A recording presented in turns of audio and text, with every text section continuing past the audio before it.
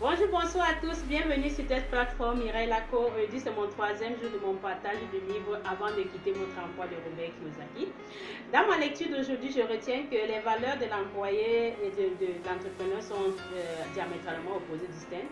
Pendant que l'employé va valoriser la sécurité d'emploi, les titres, les promotions, et il sera passionné aussi longtemps qu'il aura la paix. L'entrepreneur, pour sa part, c'est quelqu'un qui est passionné, qui a des valeurs telles que la passion, une mission de vie, également un objectif de vie. Il sera passionné aussi longtemps que tout ce qu'il fait le plaît. Et même s'il ne gagne pas de l'argent, il continuera toujours dans sa passion. J'ai également appris sur les trois types d'argent qu'on gagne.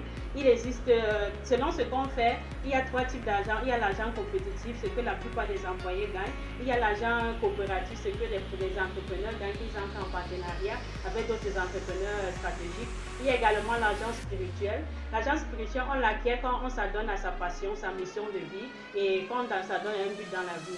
Et j'ai également appris sur tout ce qu'il faut mettre en place pour bâtir une entreprise. Pour bâtir une entreprise, en fait, on a besoin de trois choses. Un, trouver les bonnes personnes.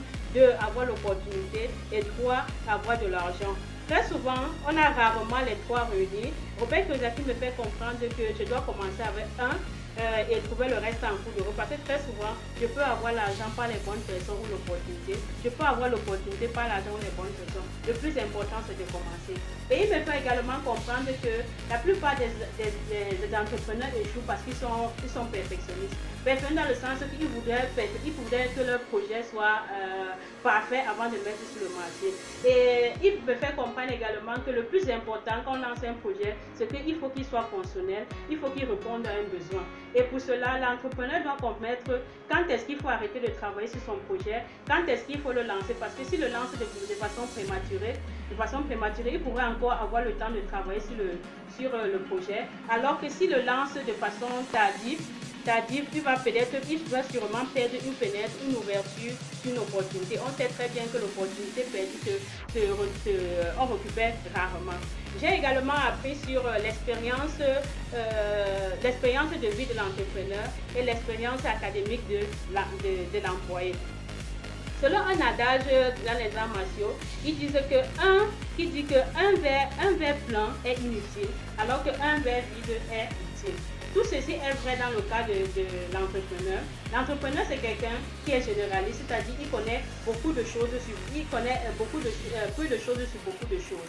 Alors que l'employé, c'est quelqu'un de spécialiste, il connaît beaucoup de choses sur peu de choses. Il a le verre plein.